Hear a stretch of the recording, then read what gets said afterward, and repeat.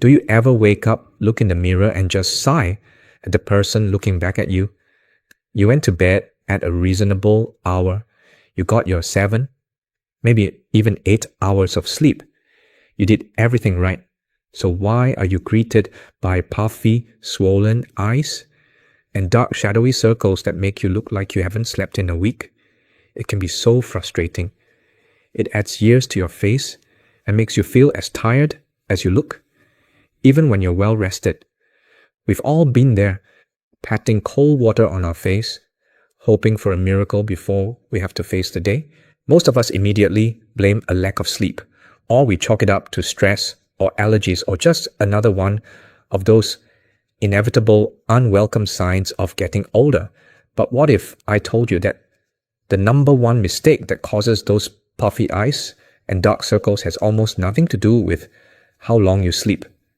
What if it's a combination of hidden habits, things you're doing every single day, and even foods you believe are healthy that are secretly sabotaging your appearance and making you look perpetually exhausted? It's a mistake millions of us are making, completely unaware of the impact it's having. In this video, we're going to pull back the curtain on this frustrating problem. We're going to uncover the true hidden culprits behind that morning puffiness and those stubborn dark circles. I promise you some of these will surprise you. We'll talk about the secret impact of your sleeping position, the surprising foods that contribute to under-eye bags, and the one common morning habit that is the fastest way to create permanent dark circles. But I won't just leave you with the problems. The best part is I'm going to teach you a simple, gentle 60-second massage you can do every morning to encourage natural drainage and visibly reduce puffiness before you even have your first sip of coffee. By the end of this video, you'll have a clear roadmap to waking up looking and feeling more refreshed and vibrant than you have in years. Before we dive in, if you care about staying healthy, feeling your best, and using smarter strategies as you age, consider subscribing to our channel and turning on those notifications. We share the kind of practical, empowering health tips that you often don't hear elsewhere. And I have a quick question for you. I'm always so curious to see how far our community reaches. Are you watching from the United States, from Canada, the UK, Australia, or somewhere else in the world? Go ahead and drop a comment below to let me know where you're from. It's wonderful to see us all coming together to support each other on this journey. All right, let's get to the heart of it. The first and perhaps the biggest hidden cause of your puffy eyes is something you do for 8 hours every night. It's your sleeping position. We think of sleep as this restorative healing process, and it is. But the way you position your body can either help or hinder its natural processes. Think about it this way. Your body is mostly water, and it has a complex circulatory and lymphatic system that's constantly moving fluid around.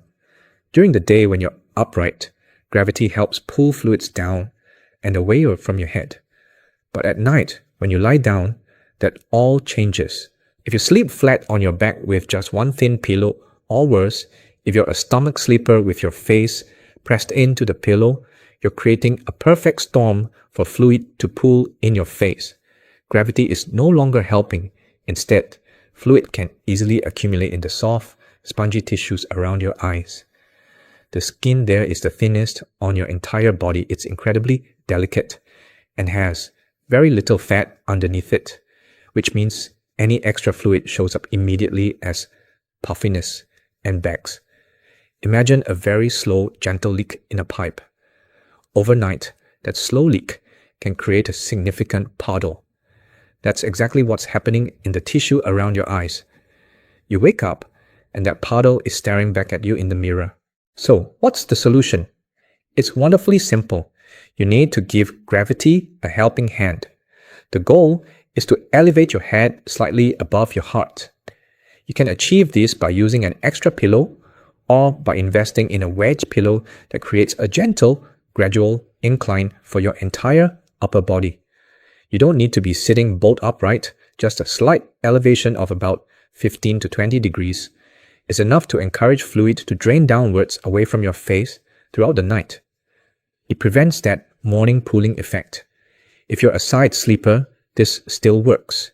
Just ensure your pillows are supporting your head and neck in a way that keeps them aligned with your spine and slightly elevated. The one position to avoid at all costs is sleeping on your stomach. Not only does it create puffiness by allowing fluid to gather, but the physical pressure of your face squished against the pillow for hours can contribute to sleep wrinkles and creases over time. Making this one small change, adjusting your pillows to elevate your head, can lead to a dramatic difference in how you look when you wake up. It's not about buying expensive creams or treatments. It's about working with your body's natural systems. Growing older doesn't mean giving up. It means using smarter strategies like this one. Now let's move on to the second hidden culprit. And this one happens in the kitchen. It's the surprising foods that are contributing to your morning face, even some you think are perfectly healthy. The two main villains here are sodium and histamine. Let's start with sodium or salt. We all know that too much salt is bad for our blood pressure, but it's also a major cause of water retention and bloating, and that includes your face. Sodium acts like a magnet for water. When you consume a high sodium meal, your body holds on to extra fluid to try and dilute the salt and maintain its delicate balance. Where does that extra fluid go? You guessed it. It can settle all over, causing swollen fingers and ankles, but it's especially noticeable in the delicate thin-skinned areas like under your eyes. You might be thinking, but I don't add much salt to my food. The problem is, most of the sodium we consume is hidden in processed and packaged foods, and some of them are real wolves in sheep's clothing. Take canned soup, for instance. It seems like a healthy, comforting meal, right? But a single can of soup can contain more than half of your recommended daily sodium intake. The same goes for frozen dinners, deli meats, and even condiments like soy sauce and ketchup. But here's a really surprising one: cottage cheese. Many people, especially seniors, turn to cottage cheese as a fantastic source of protein. And it is. But it is often loaded with sodium to improve its flavor and act as a preservative. A single cup can have over 700 milligrams of sodium, so you might have a healthy bowl of cottage cheese before bed, thinking you're doing something good for your muscles, only to wake up with puffy, swollen eyes, completely baffled. As to why? It's that hidden salt working overnight to make your body hold on to water.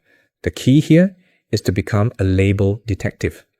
Start looking at the sodium content on the nutrition facts of the foods you buy.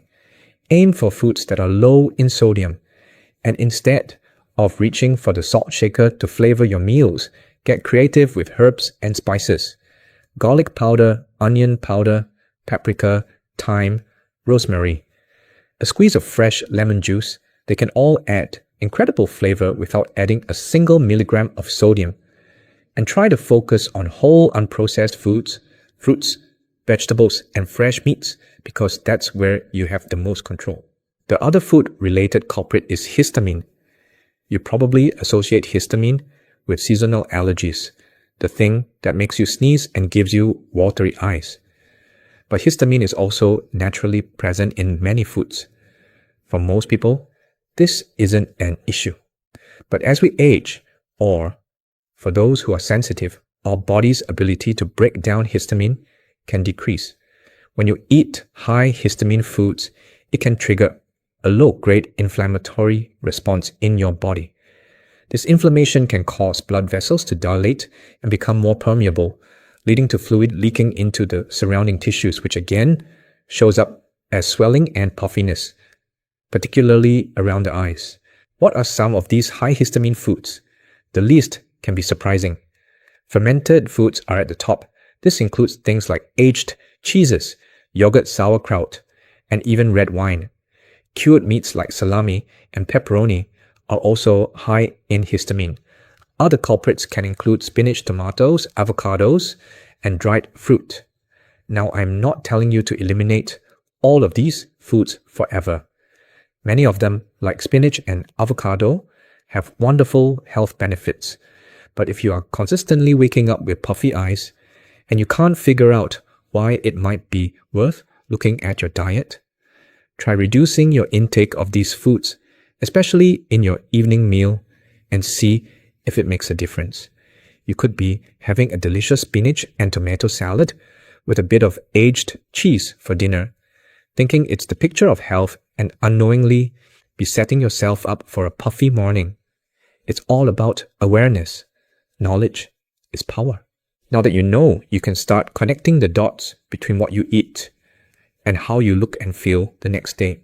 I know this can feel a bit overwhelming, learning that things you thought were good for you might be causing issues.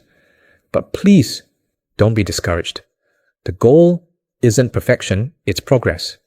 And if you're finding these insights helpful so far, please take a quick moment to give this video a thumbs up.